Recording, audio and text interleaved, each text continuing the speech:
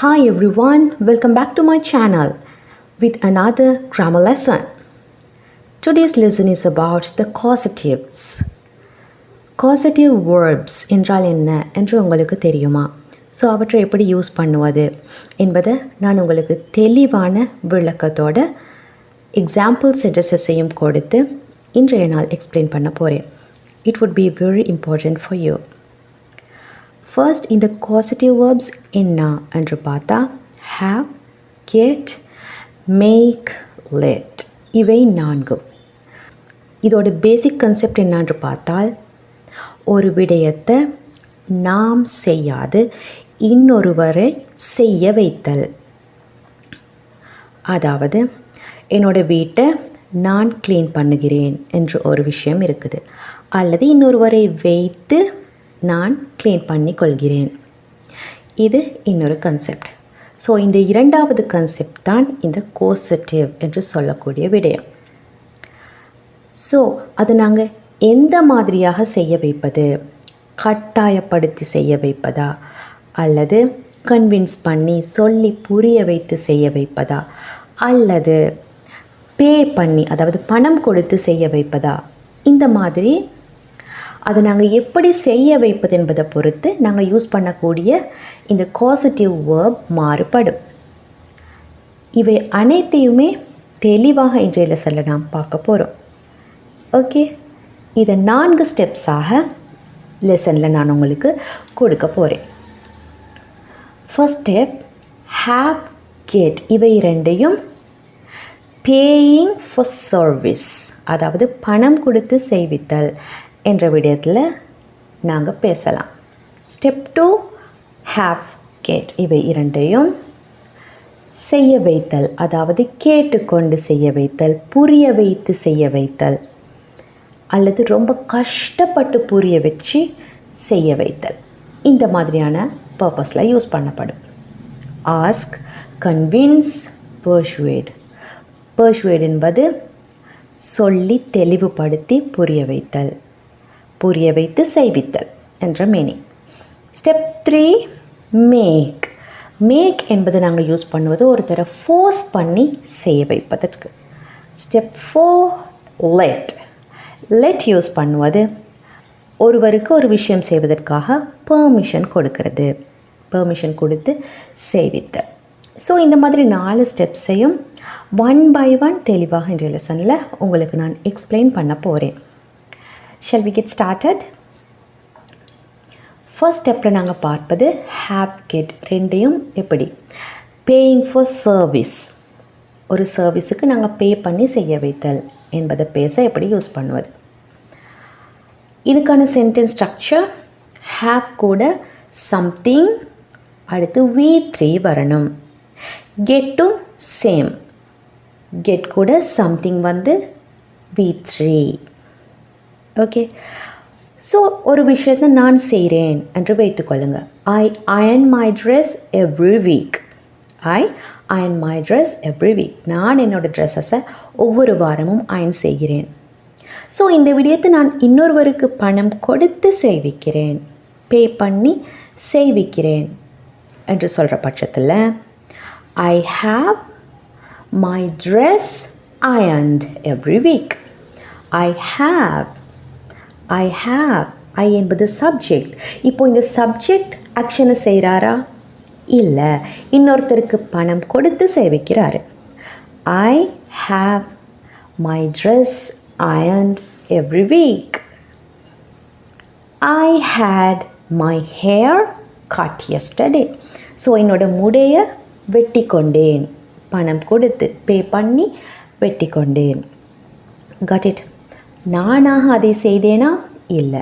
I had my hair cut yesterday. She had her car repaired. அவளோட காரை பே பண்ணி ரிப்பேர் செய்து கொண்டாள். She had her car repaired. So இதே பேட்டர்னில் கெட் இணையும் எங்களுக்கு யூஸ் பண்ண முடியும். இட் மீன்ஸ் ஹேவ் இதுக்கு பதிலாக கெட்டை யூஸ் பண்ண முடியும். எப்படி?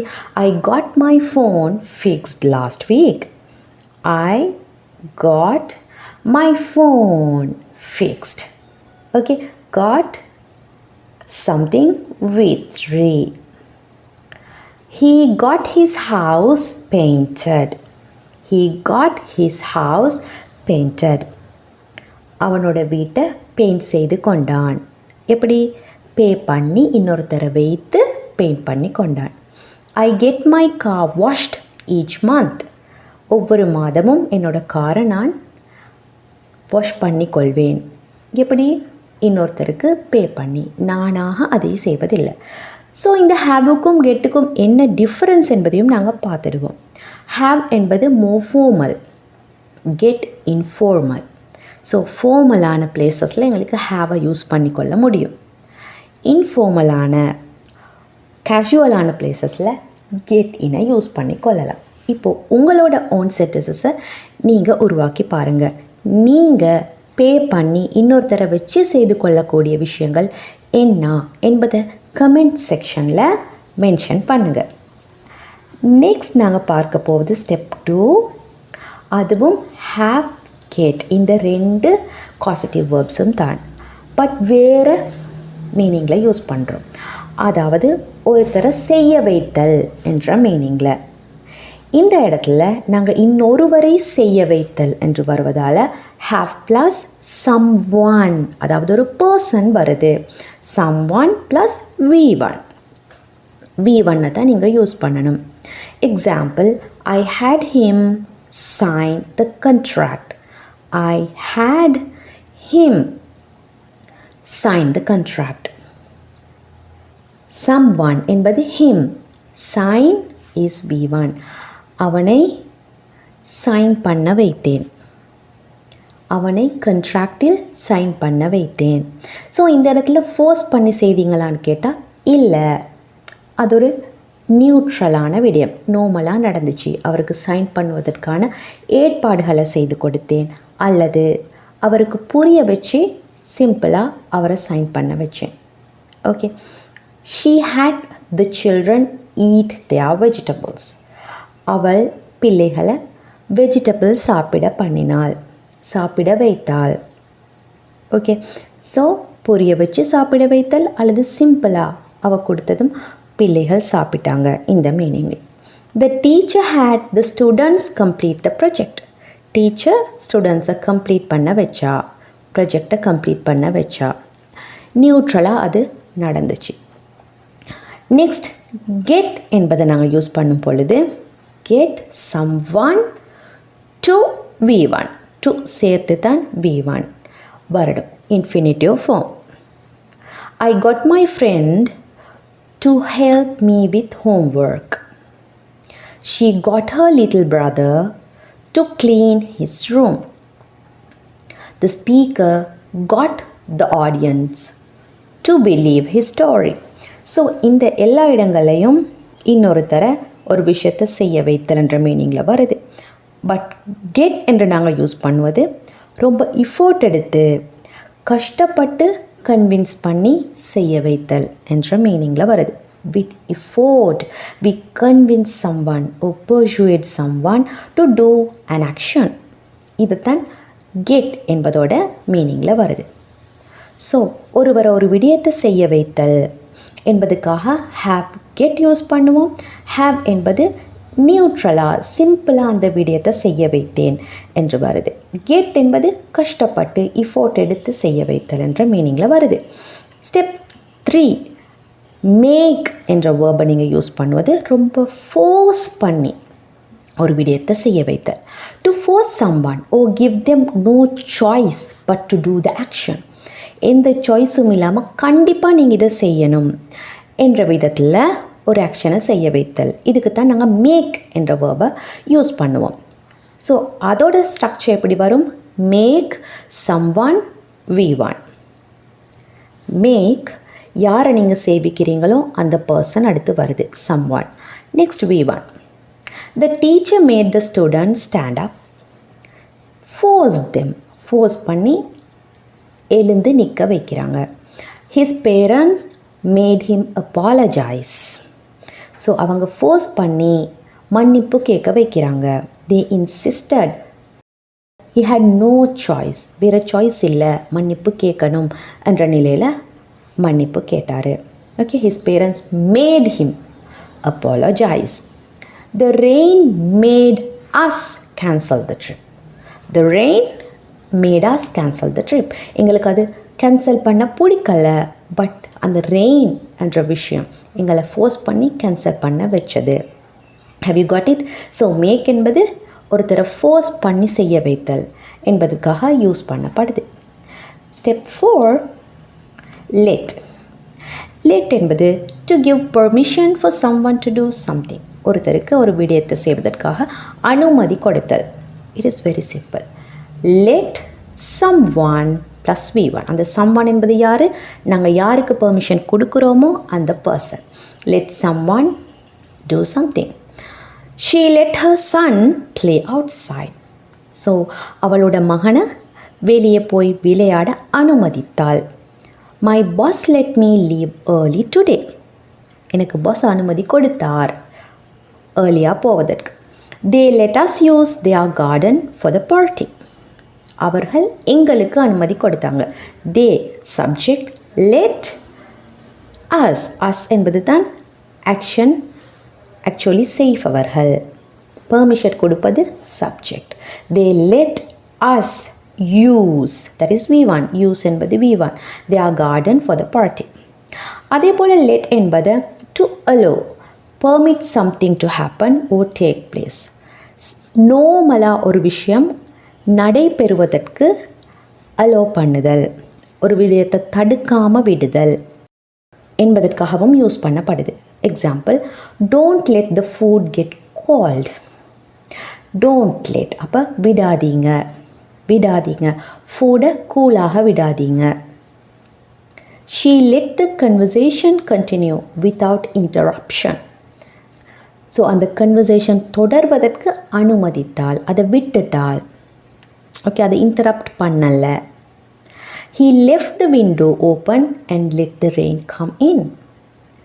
ஸோ ரெயின் உள்ளே வருது, விண்டோவை திறந்தா உள்ளே வருது, பட் அதை தடுக்கலை. அந்த விடயம் நார்மலாக நடக்கிறதுக்கு விட்டுட்டாங்க. Got it? Let the children enjoy the holiday. So அவர்கள் என்ஜாய் பண்ணுவதை தடுக்கலை, அது கண்டினியூஸாக நடக்க விட்டாங்க. ஓகே, அதாவது ஒரு நடக்கிற ஆக்ஷனை தடுக்காமல் விடுதல், அது அவ்வாறே நடக்க அனுமதித்தல். இந்த மீனிங்லேயும் let என்ற causative verb யூஸ் பண்ணப்படுது.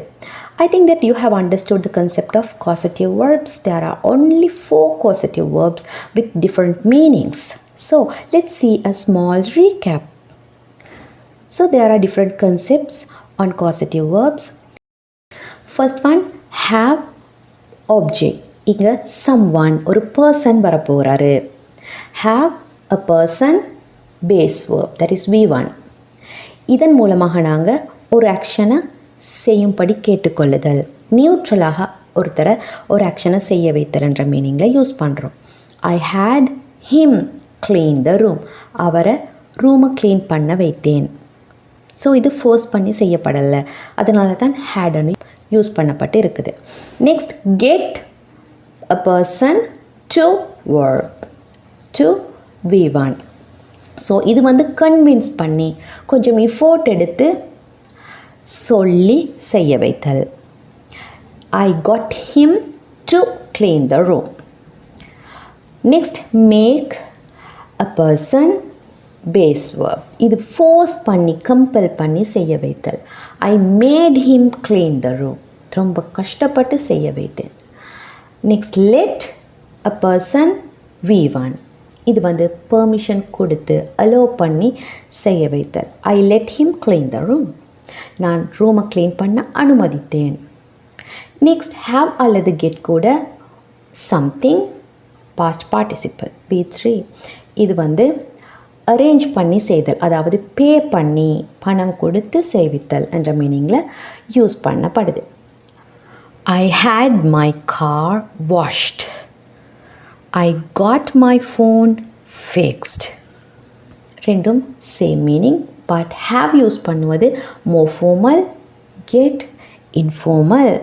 ஸோ இவற்றை மைண்டில் வச்சு உங்களோட ஓன் சென்டென்சஸை உருவாக்கி கண்டிப்பாக கமெண்ட் செக்ஷனில் மென்ஷன் பண்ணுங்கள்.